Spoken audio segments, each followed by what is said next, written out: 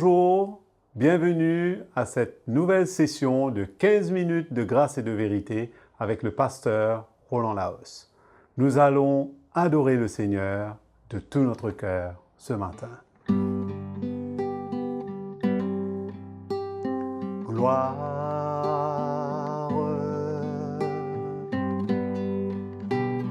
gloire et honneur,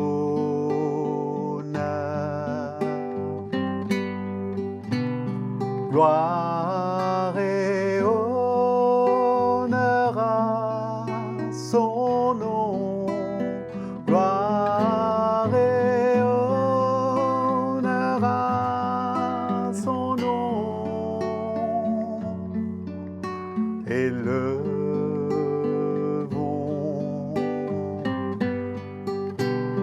le nom de Jésus.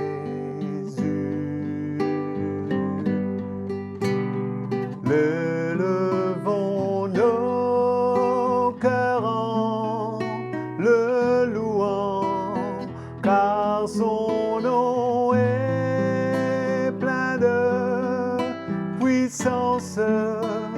Son nom est Jésus. Jésus, Jésus,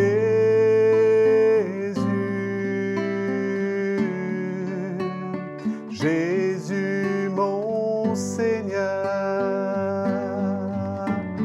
Jésus, Jésus,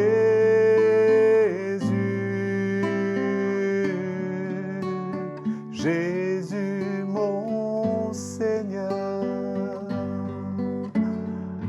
Jésus mon Seigneur, Jésus,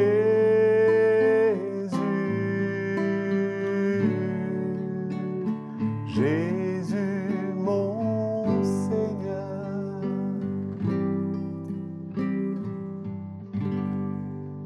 Allons ouvrir nos cœurs à la parole de Dieu ce matin. Bonjour à tous, heureux de pouvoir vous retrouver dans cette session de 15 minutes de grâce et de vérité sur le sujet la vie et le comportement du chrétien. Et je voudrais vous remercier pour votre écoute, votre présence assidue à ce programme et remercier également Patrick, notre frère qui nous conduit dans la louange régulièrement. Et nous le remercions pour sa fidélité à cette œuvre.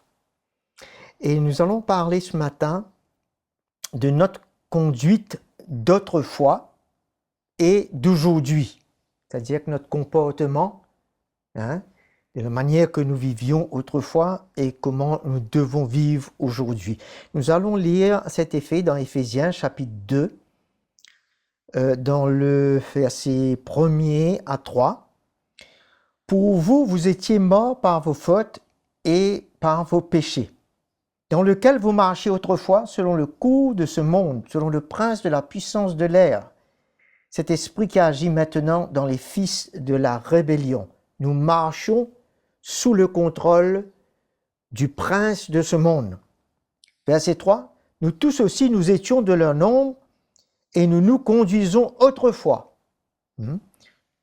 selon nos conduites, nos convoitises charnelles, nous exécutions les volontés de notre chair et de nos pensées, et nous étions par nature des enfants de colère comme les autres.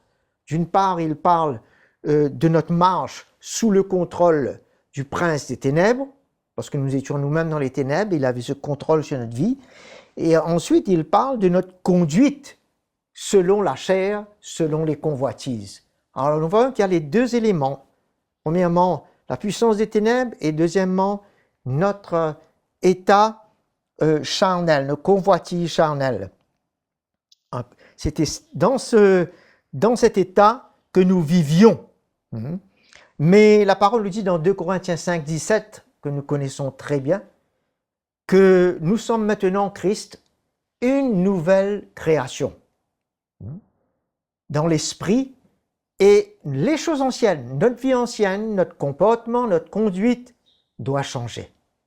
les choses doivent devenir nouvelles pour nous. Et c'est à cela que le chrétien doit se fixer comme but afin d'avancer plus et de progresser dans ce but, ou afin que son comportement et sa conduite ne soient pas reflétés comme celle du passé dans sa vie. Alors dans le chapitre 4 d'Éphésiens, le verset 17 à 30 nous dit « Voici donc ce que je dis et ce que j'atteste dans le Seigneur, c'est que vous ne devez plus marcher comme des païens. » Il ne nous dit pas que nous sommes des païens, parce que nous sommes maintenant chrétiens. Un païen ne connaît pas le Seigneur, mais ne pas épouser le même style de vie ou conduite du païen. Il nous avertit à ce sujet, qui marchent selon la vanité de leur intelligence. Ils ont la pensée obscurcie, ils sont étrangers à la vie de Dieu. Et nous ne le sommes plus. Nous connaissons le Seigneur et nous avons reçu la vie de Dieu en nous. À cause de l'ignorance qui est en eux, nous ne sommes plus ignorants. Maintenant, la lumière nous a éclairés. Et de l'endurcissement de leur cœur. Notre cœur n'est plus endurci. Le Seigneur a brisé notre cœur. Nous nous sommes repentis et nous devons garder cette attitude de cœur et ne pas permettre à notre cœur de s'endurcir de nouveau, parce qu'à ce moment-là, nous allons nous aligner avec une conduite qui ressemblera au païen qui vit complètement selon la chair. Et ce n'est pas le but pour le chrétien. Alors, nous voyons ici au verset 17 à 19, alors là nous parlons d'une vie spirituelle, d'un comportement spirituel comparé à un comportement charnel. Alors, le verset 17, nous avons lu, bien entendu, 17 à 19, nous voyons le verset 20. Mais vous, alors vous n'êtes plus des païens, mais vous, chrétiens, ce n'est pas ainsi que vous avez appris à connaître le Christ. Comment est-ce que vous êtes arrivé à le connaître? Qu'est-ce qu'on vous a parlé de Christ? Vous avez reçu la vérité maintenant. Si du moins vous avez entendu parler de lui et si vous avez été instruit en lui, conformément à la vérité qui est en Jésus, c'est-à-dire de vous dépouiller. Alors, nous voyons que là, ce n'est plus la manière du passé, mais c'est la manière de vivre en Christ qui va nous concerner. Pas qu'en Roland ou en quiconque d'autre. D'après ce que nous vivions autrefois. Alors, ce que l'Esprit de Dieu veut nous apprendre, c'est de nous faire voir qu'est-ce qui est conforme à Christ. Qu'est-ce qui est conforme à sa vie. La vérité qui est en Jésus. Son sentiment, ses pensées, son but. C'est la même pensée, le même but, le même sentiment que je dois rechercher. Et quel était ce sentiment? C'était de se dépouiller. Et c'est pour cela qu'il nous dit ici, cette vérité qui est en Jésus, c'est-à-dire vous dépouiller. Parce qu'il ne parle pas maintenant que de Jésus se dépouiller. Ça c'est déjà passé. Mais c'est de nous de se dépouiller. Et le verset 22, à cause de votre conduite. Pourquoi se dépouiller? Il nous dit, à cause de votre conduite passée, qui aurait tendance à revenir maintenant en tant que chrétien. C'est ça la raison, c'est pourquoi. Et nous devons voir la valeur, l'importance de ce dépouillement aujourd'hui et que nous veillons à cela et que nous vivons là-dedans continuellement. À cause de votre conduite passée, de la vieille nature qui se corrompt par les convoitises trompeuses. Cette vieille nature qui doit disparaître, sinon elle va gêner la nouvelle nature. Elle va gêner cette nouvelle conduite en Jésus-Christ. Frère, c'est très important que nous considérions cela. Ce n'est pas quelqu'un d'autre, c'est nous qui devons prendre notre responsabilité envers Jésus et ce qu'il a fait de nos vies, de notre salut, comment il nous l'a offert, en payant ce prix à la croix. Quelle est notre responsabilité de travailler à ce salut aujourd'hui pour que nous ayons une conduite qui lui fasse honneur et gloire. Elle peut facilement se corrompent avec les convoitises d'aujourd'hui. Nous avions les convoitises autrefois, mais il y a des convoitises aujourd'hui qui peuvent venir parce que notre chair veut désirer.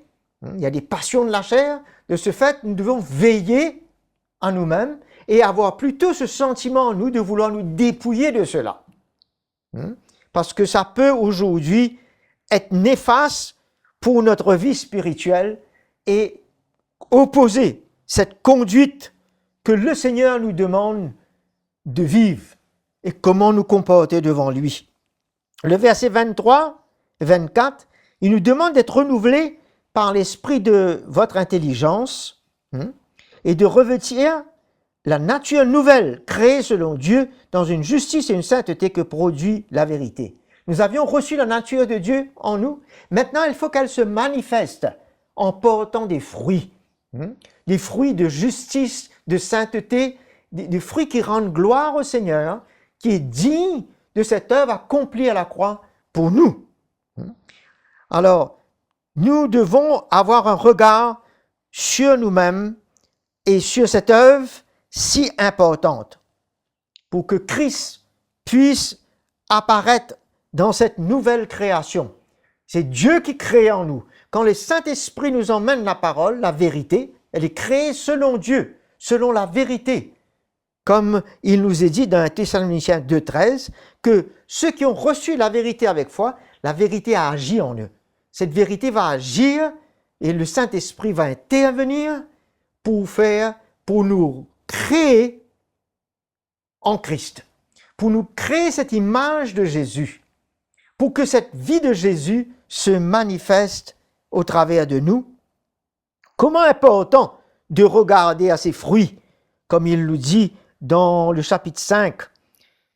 Encore une fois, autrefois, en effet, vous étiez ténèbres, mais maintenant, vous voyez, autrefois et aujourd'hui, il nous fait comparer et prendre une décision. Mais maintenant, vous êtes lumière dans le Seigneur. Marchez comme des enfants de lumière. Considérez votre cas aujourd'hui, votre état. Ne prenez pas ça à la légère. Nous ne nous examinons pas pour nous condamner. Parce qu'il dit dans le verset qui suit, verset 10, « Examinez ce qui est agréable au Seigneur, afin que nous puissions poursuivre ce but. » Alors, de le verset 25, nous dit « C'est pourquoi ». Là, il ira avec une série d'actions, de comportements, rejeter le mensonge. Parce que nous devons nous dépouiller.